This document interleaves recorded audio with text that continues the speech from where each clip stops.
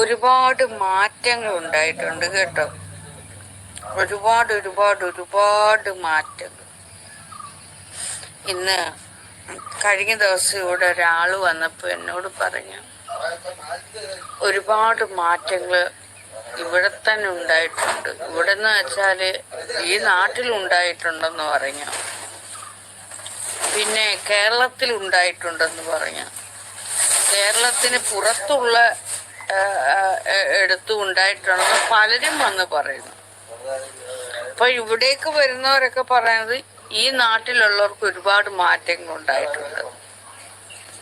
കേരളത്തിലുള്ളവർ വന്ന് ഇതര ജില്ലകളിലും സ്ഥലങ്ങളിലൊക്കെ ഉള്ളവർ വന്ന് വാട്സപ്പിൽ വന്ന് പറയും, കേരളത്തിന് ഒരുപാട് മാറ്റങ്ങൾ വന്നിട്ടുണ്ട്. ഗുരുനാഗ സൈരന്ധ്രി ദേവിയുടെ വീഡിയോകൾ കണ്ടും കേട്ടും തത്സമയം കണ്ടും കേട്ടും ഒരുപാട് മാറ്റങ്ങൾ മനുഷ്യർക്കിടയിൽ ചിന്തകൾക്ക്, പ്രവൃത്തികൾക്ക്, സംസാരങ്ങൾക്ക് ഒക്കെ ഈ മാറ്റങ്ങൾ വന്നിട്ടുണ്ട്.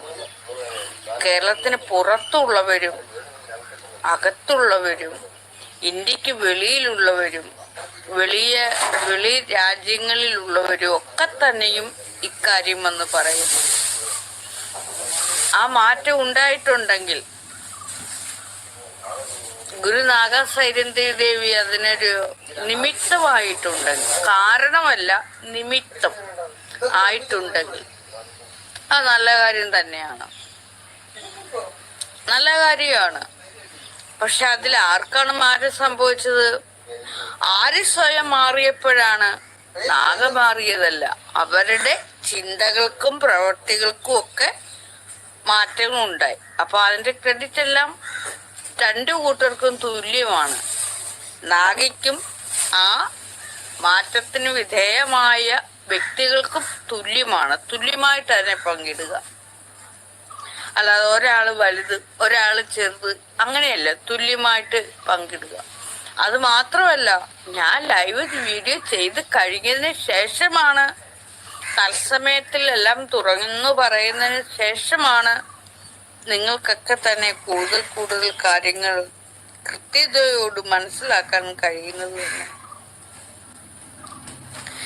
അപ്പോൾ നമുക്ക് വളരെ മനോഹരമായ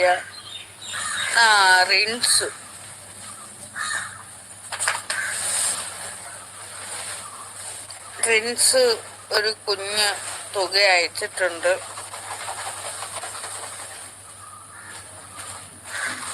നമുക്കിന്ന് ധ്യാനത്തിലേക്ക് ഏർപ്പെട്ട ഒരാളുടെ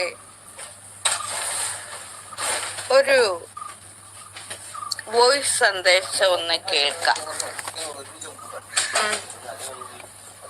ആളിന്റെ ശബ്ദ സന്ദേശം ഒന്ന് കേൾക്കാം.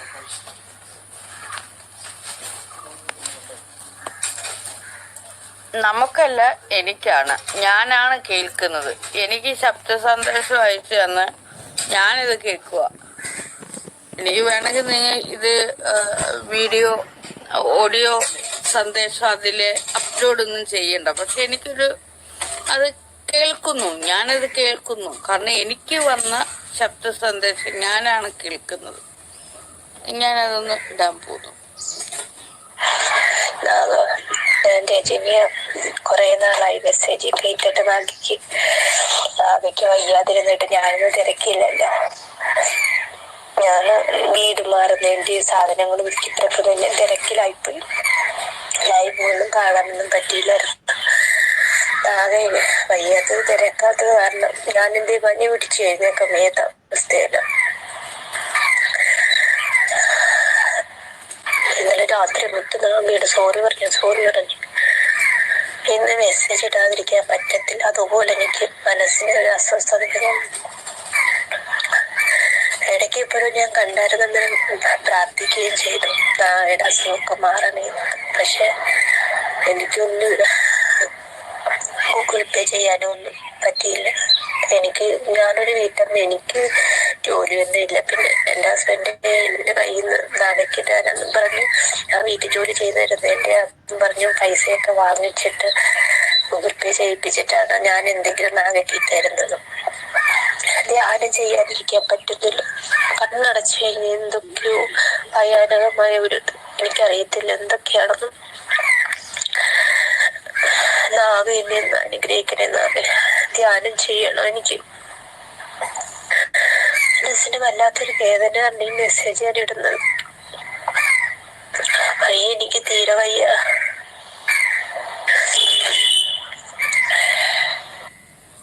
കുട്ടിക്ക് പനിയാ, വയ്യ. മാത്രമല്ല ധ്യാനം ചെയ്യണമെന്നും പറഞ്ഞു. മനസ്സിലെ എന്തെല്ലാമോ വന്ന് ഭയാനകമായ ഒന്നൊക്കെ വന്ന് വരുന്നുണ്ടെന്ന് പറയുന്നു.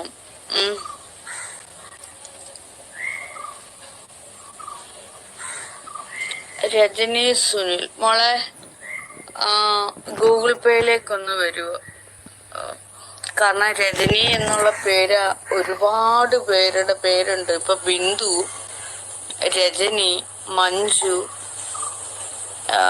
ബൈജു, ബിജു, മുഹമ്മദ്, അങ്ങനെയൊക്കെയുള്ള ധാരാളം പേരുകളിലുണ്ട്.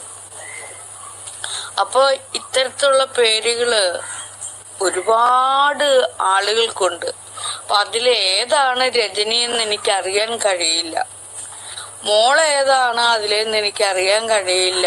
അതുകൊണ്ട് ഗൂഗിൾ പേയിലേക്ക് വന്ന് ഞാനാണ് ആ പനി പിടിച്ച് കിടന്ന സമയത്ത് ധ്യാനത്തിനെ കുറിച്ചും ഒക്കെ പറഞ്ഞ് ഞാനാണ് ശബ്ദ സന്ദേശം ഇട്ടത് എന്ന് പൂർണ്ണതയോടുകൂടി എഴുതി ഗൂഗിൾ പേയിലേക്ക് വന്നു കേട്ടോ. ഓക്കെ തന്നെ.